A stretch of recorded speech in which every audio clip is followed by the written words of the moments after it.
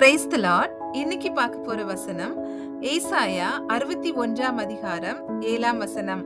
உங்கள் வெட்கத்துக்கு பதிலாக இரட்டத்தனையாய் பலன் வரும். இந்த வசனத்தை பார்க்கும்போது நம்மளோட வெட்கத்துக்கு பதிலா ரெட்டிப்பான நன்மையை கர்த்தர் தருவாங்களாம். அதாவது ஏதாவது ஒரு சூழ்நிலையில நம்ம ஷேம்ஃபுல்லா இருக்கலாம். லைக் இது நடக்கவே கூடாதுன்னு நினைச்சிருப்போம். ஆனா அது யார் முன்னாடியே நடந்து நமக்கு ரொம்ப அசிங்கமா இருக்கலாம்.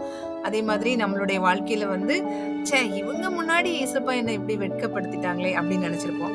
ஆனா இதெல்லாம் நார்மல் தான். கர்த்தருடைய பிள்ளைங்களுக்கு வெட்கம், துக்கம், துன்பம் எல்லாமே நமக்கு என்னென்ன சிச்சுவேஷன்ல நமக்கு நெகட்டிவா என்னென்ன நடந்தாலும், ஆனா நம்ம கர்த்தருக்குள்ள உண்மையா இருக்கும்போது, கர்த்தரோடு நம்ம வாழும்போது கர்த்தர் அதை மாற்ற வல்லவராய் இருக்கிறாங்க.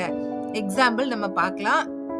லைக் யோபு அவங்களோட ஃப்ரெண்ட்ஸ், அவங்களோட ஃபேமிலி மெம்பர்ஸ், அவங்க ஒய்ஃப் எல்லாருமே அவங்க முன்னாடி வெட்கப்பட்டு ரொம்ப அவங்களால அவங்களுக்கு ஆன்சர் கூட பண்ண முடியாத ஒரு சிச்சுவேஷன். லைக் நீ இன்னுமா உன்னுடைய விசுவாசத்தை பிடிச்சிட்டு இருக்கிற அப்படிங்கிற மாதிரிலாம் எல்லாரும் சொல்லும்போது கூட அவர் கர்த்தரை உறுதியா பிடிச்சிருந்தாங்க.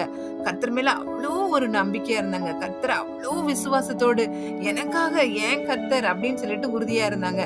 எவ்வளோ வெட்கமான காரியங்களிலும் யோபு எப்படி ஸ்ட்ராங்கா இருந்தாங்களோ அதே மாதிரி நம்ம கர்த்தருடைய பிள்ளைங்க.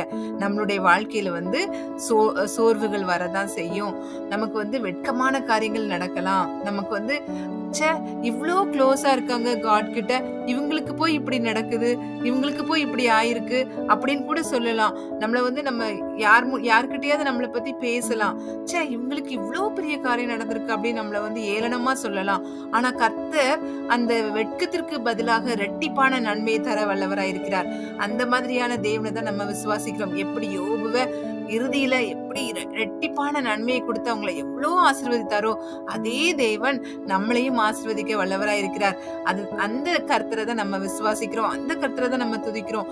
சோ அவர் நம்மளுடைய எல்லா வெட்கத்துக்கும் நம்மளை மாற்றி நமக்கு இரட்டிப்பான நன்மையை தர வல்லவராய் இருக்கிறார். கர்த்தர் தாமே இதை ஆசீர்வதிப்பாராக. ஆமென்.